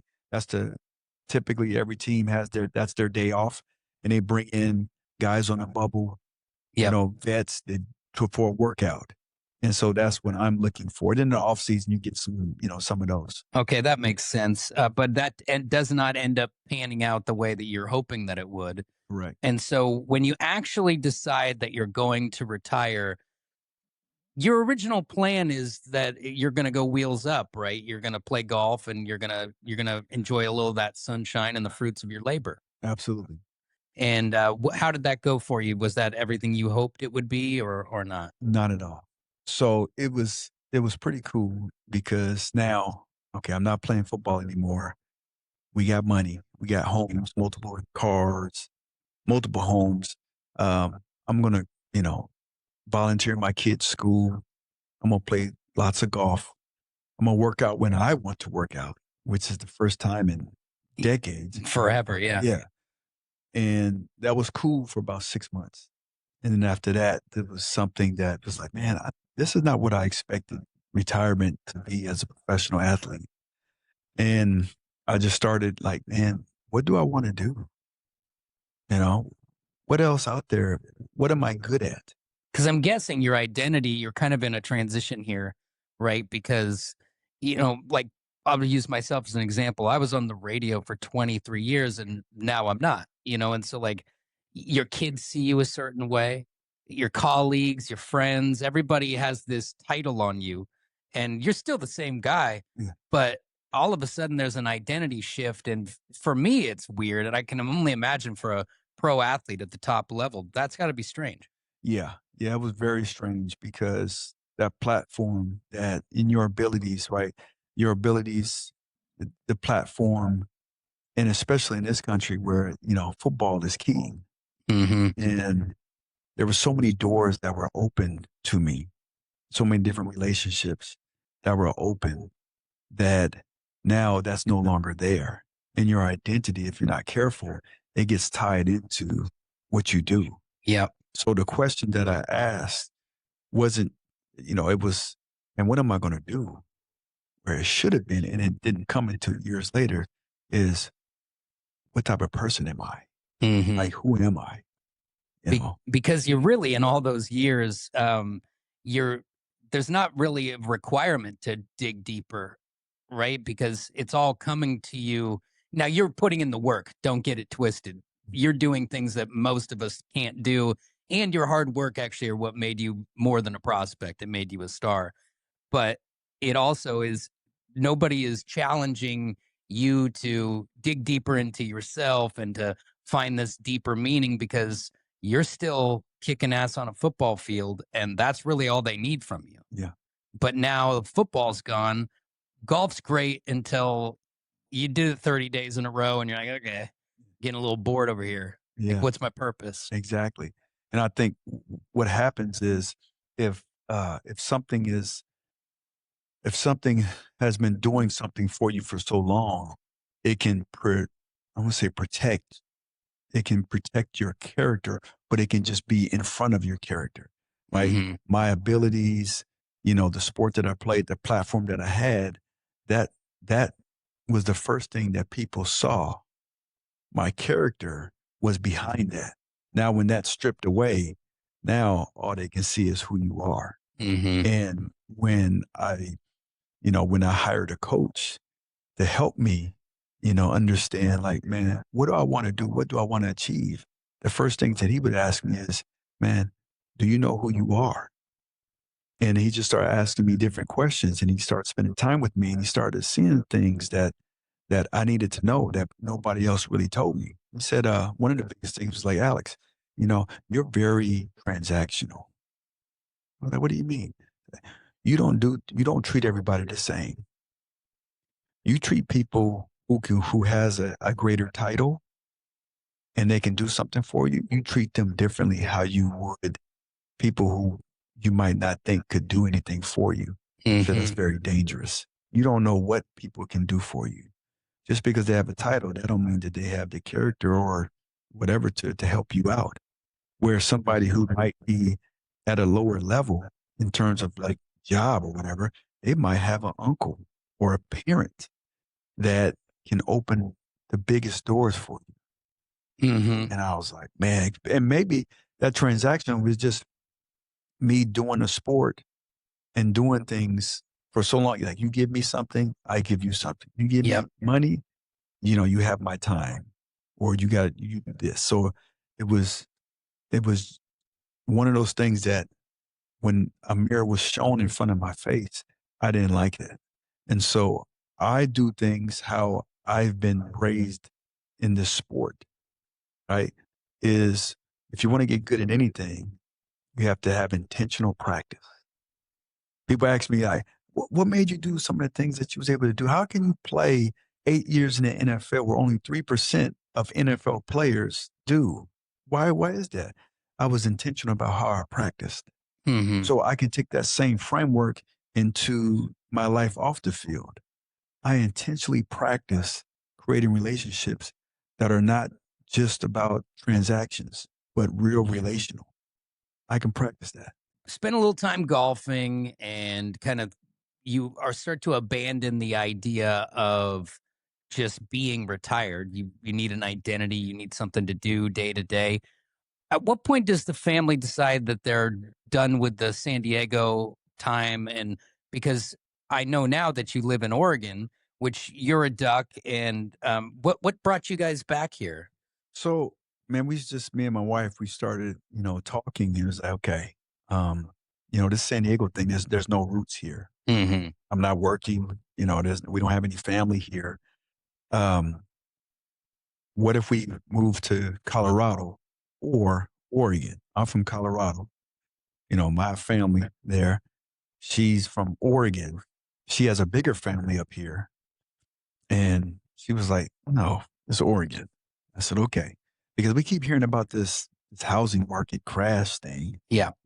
If we're going to do it, let's do it now so we can sell, make some money and then live up and in Oregon where it's cheaper. You get way more bang for your buck, Right. especially at that time. Yeah. So we did that. We moved up here in the summer of 2006. Yeah. So when you get here, at some point you ended up working with Nike as a really a world class trainer and consultant. How did you end up there? Was that through connections from football? Um, I wish I could say that. It kind of was, but I came up and I went to play golf with my good buddy Chad Cota. Okay. He had a celebrity golf tournament, and I played with him and two other guys. And golf celebrity golf tournament. Man, we out there, we're Having a good old having time. a good old time, man, for 5 or 6 hours. And end up exchanging numbers with a couple of the guys, and it was cool. And then 6 months later, I'm starting to ask myself, okay, what do I want to do?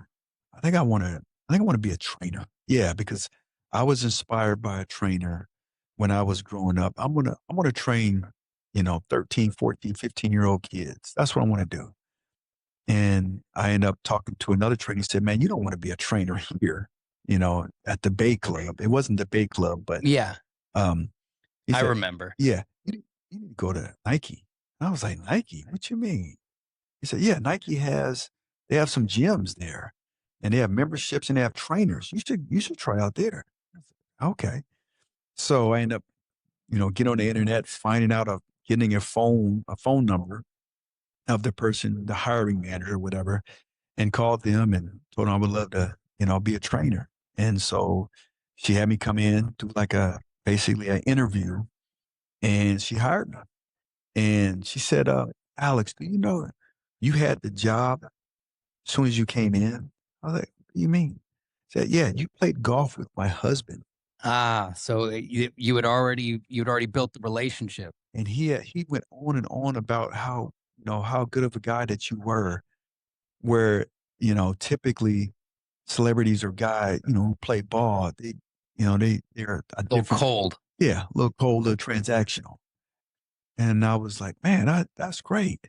And so, yeah, that got me into the door at Nike, and was a trainer, taught a couple classes, and then more and more people started to find out about my background, and they started to have me do work with some of their not just their employees, but started to have me travel all over the world with their elite level athletes That's cool. for photo shoots, video shoots, because I live that life. I don't put them on a pedestal, Mhm. and it's refreshing.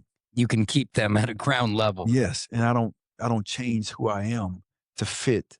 Yeah. You working with Ray Allen, or you working with some of their other athletes. You're desensitized to it. It's Yeah, the I'm same like, thing. it's just, yeah, Like I've interviewed all these rock stars and all this stuff, and it's the luster is there when it's from a million miles away, but when you're right there, they're just a human, yeah, just like you are. And so, like, oh wait, what was it like? Did you freak out? You're like, not really, yeah, because you're used to it, and yeah, you know that they're just another dude. They just might have a little bit different bank account exactly. Yeah. than you do. So you're doing that with Nike, and how long do you stick with that for? So I was doing that, and then I started to do more work with other brands within the Nike, you know, women's training, men's training, Nike football, start doing stuff Nice. with Jordan brand, and they was getting into the training space, but they didn't know anything about training. So they would hire me, and I come in there and kind of teach them about what a badass 18-year-old, 17-year-old, what their journey looks like. That's awesome. So yeah, did that. End up doing, Nike, um, did a collab with Microsoft Xbox, where they came up with this Nike Connect training. And so back when, they could, with the Connect Yes. with Where Microsoft. the active gaming. Yes, yes. So they used my avatar Oh, really? as one of the trainers. Oh, There was only awesome. 2 trainers, and I was one of them. And so I did that and traveled all over the world to promote it and whatnot. But then I started getting to like speaking, and being on Nike, they start to hear about my background. You play professional, you play NFL. Oh, why don't you come talk to my team about leadership? know what leadership, I don't know. Tell some cool Yeah, I'll stories. figure it out. Yeah. But I started to do that, for years.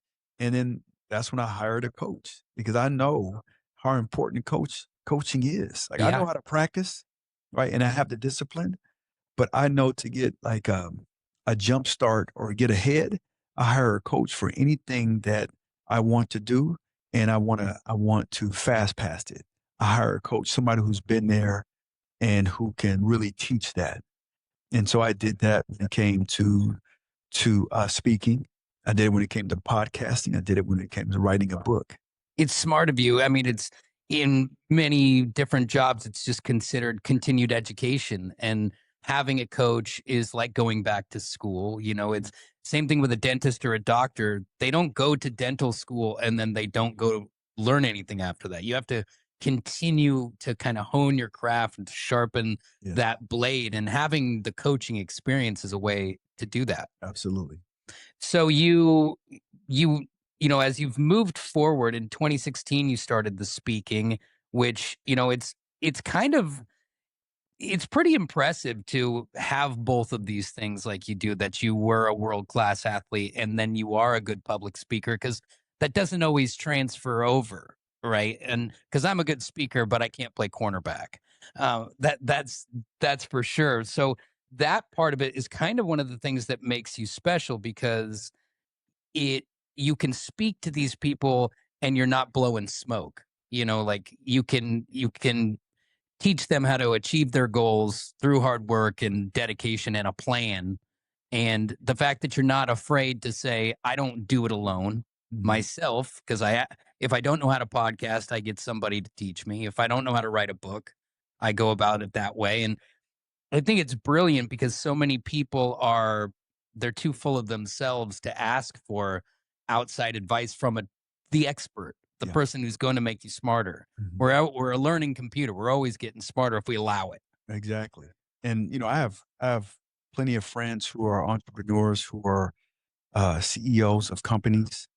And when I talk with them, they have coaches. Yeah. So, the ego part, and I know what ego can do. It can keep you kind of stuck, Yeah. right? And so I just, why not operate like a high level CEO where they get coaches, you know? It's pretty impressive. And we haven't even addressed the fact that your coaching style also, you've had mentors and you've had coaches, but I think another aspect that's important that makes you special in this lane is you're a father, and you're a father to you have 6 kids? 8. 8 kids. Yeah. See, I knew it was big, and I'm like, It's big. Tell me 8 or 6 or 8," and that's what's wild. It's like 6 is daunting. I'm from 4. I have 3. You have 8. 8. So you're a coach yourself to them. You're a mentor. You're all the other things that you seek out in other people. But I think there's a very big part of being able to communicate with others when you know how to communicate with children, and your children in particular, because every day is, at least for me, is a different game. It's your emotions are hitting different, and you've got boys and girls. I've got 3 girls, so it's mostly emotions. Mm. But it's one of those things where I'm a better communicator because I know how to listen to them, read between the lines, take little pieces of knowledge, and also realize that I don't know everything, Yeah. and that sometimes I got to go and get coached on how to address them or any scenario. So I think that that's an understated part of it, is you're raising a full house full of good people, which is not easy to do. And do you feel like that ties into your ability to communicate with others? Yeah, I think so. Like having, 8 kids, 5 boys, 3 girls, they're all different people. They all have different drivers in terms of what makes them tick. Um, and it's just like I use the same things that I coach on, right? And so one of the biggest things is influence, right? Which is that's what leadership is.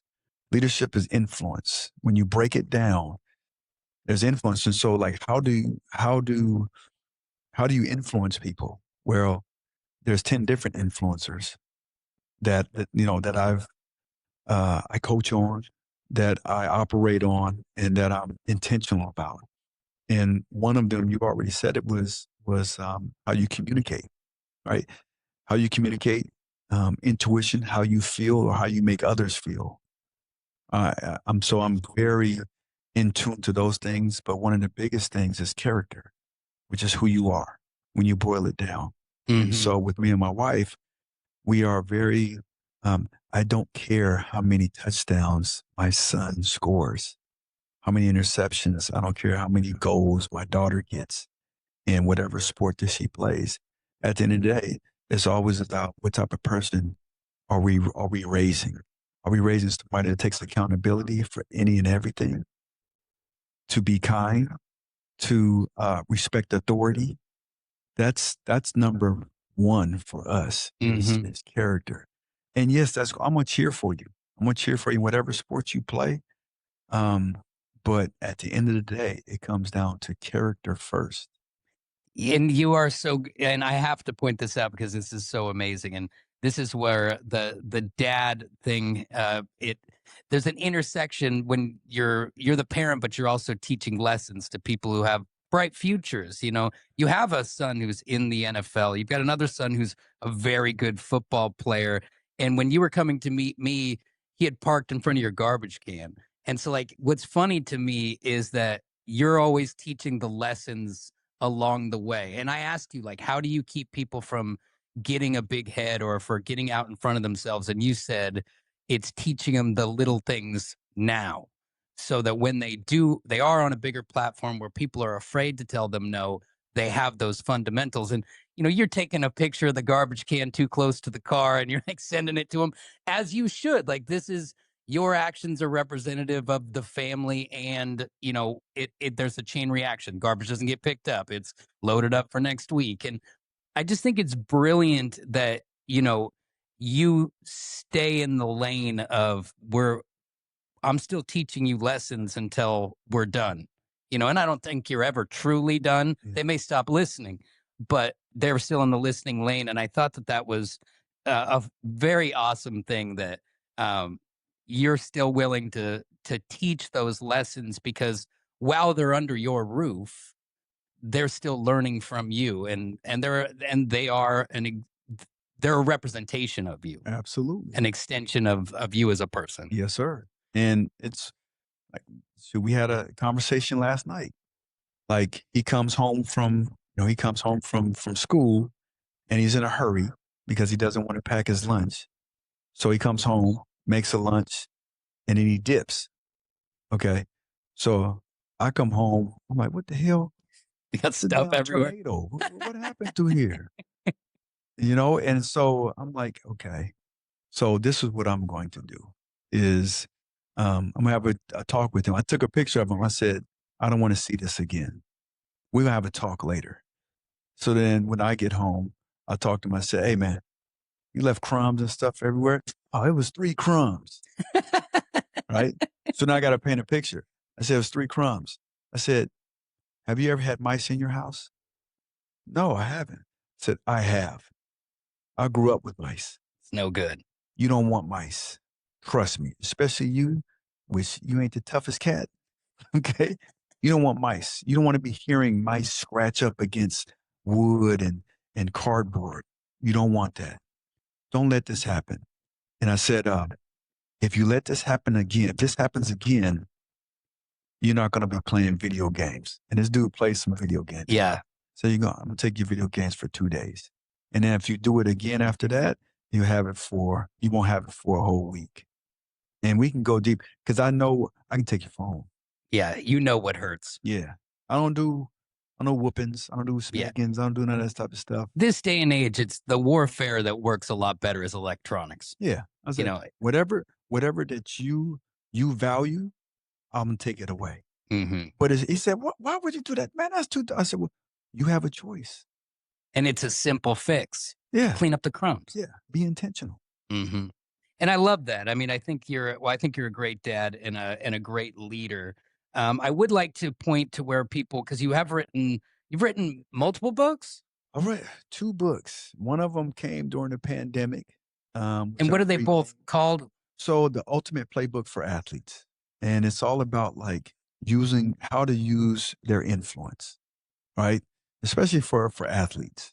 And this is like high school, college, pro athletes, whatever, but it helps them understand like their influence that they have. Because a lot of us, we go through, certain stages where we don't understand why doors open or why they're closed to us. Hmm. And so this really dives into that. So it's a leadership book. And then my second book is Breaking on the Ball of Life. So it's just like, how do we make decisions?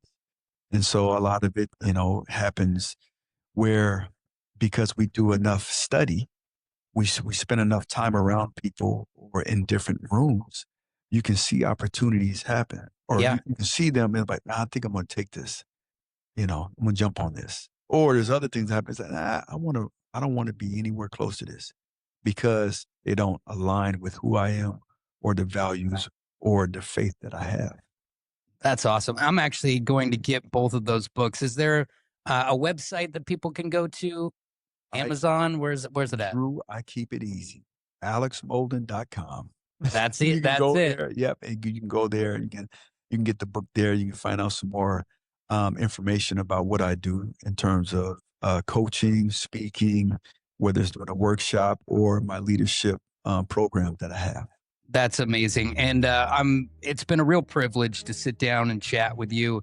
And I'd love to have you back on sometime to talk about some more of your ideas about leadership and the things that you tell people when you want them to succeed. And I'm really excited to read your book, or both of your books. One of them had actually, the title had been sent to me by one of those friends who said that I needed to meet you. So Oh, yeah.